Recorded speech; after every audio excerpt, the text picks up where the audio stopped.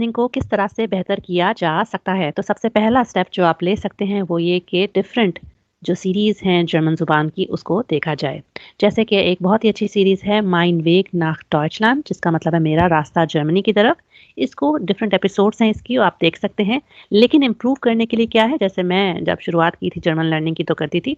untertitle कहते हैं कि सबटाइटल्स दिख रहे हों साथ में। तो इसको आप अगर यूट्यूब पे प्रेस कर लेते हैं तो सामने लिखा हुआ आ रहा होता है जो भी लर्नर्स स्पीकर्स बात कर रहे होते हैं वो। पहला स्टेप आप ये ले सकते हैं, इस तरह की और भी बहुत सारी सीरीज़ हैं जैसे कि निकोस वेग उसको भी आप इसी तरह सबटाइटल्स ऑन कर देख सकते हैं। दूसरा स्टेप जो कि आप ले सकते हैं वो ये कि आप लिसनिंग की डिफरेंट एक्सरसाइजेस सॉल्व करके देखें। यानी टास्क पढ़ें, उनको देखें और लिसनिंग करें और सॉल्व करके चेक करें कि आपके कितने मार्क्स आ रहे हैं। इससे भी आपकी लिसनिंग बहुत बेहतर हो जाएगी। तो जो आपका लेवल हो, ये शुबर्ट वर्लाग की वेबसाइट बहुत ही अच्छी मेरी फेवरेट है। हमेशा लर्नर्स को रिकमेंड करती हूँ कि यहाँ से ग्रामर एक्सरसाइजेस और लिसनिंग की बहुत सारी एक्सरसाइजेस देखने को, सॉल्व करने को मिल सकती हैं। जो भी आपका लेवल हो, उसमें बेगिग्नुंगन वाले सेक्शन में जाकर जहाँ-जहाँ आपको ये हेडफ़ोन्स दिखें, वो ऑडियो टास्क होती हैं। तो ये हो गया दूसरा स्टेप कि आप मुख्तलिफ लिसनिंग एक्सरसाइज़ेज़ टास्क सॉल्व कर चेक करें कि आपको कितनी लिसनिंग की समझ आ रही है टास्क के मुताबिक, कितनी नहीं।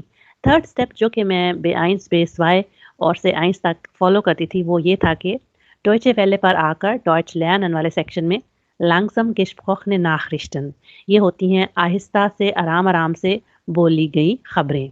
ये डॉइचे वेले की वेबसाइट पर हर रोज़ अपडेट होती हैं। जैसे मिसाल के तौर पर आज तारीख है 19 मई, तो यहाँ पर मैं आपको दिखाऊँ तो ये देखिए 19 मई की यहाँ पर ये है। और मज़े की बात जब भी आप ये ओपन कर देखते हैं ना, मिसाल के तौर पे मैं कल वाली खोलकर आपको दिखाती हूँ कि है क्या।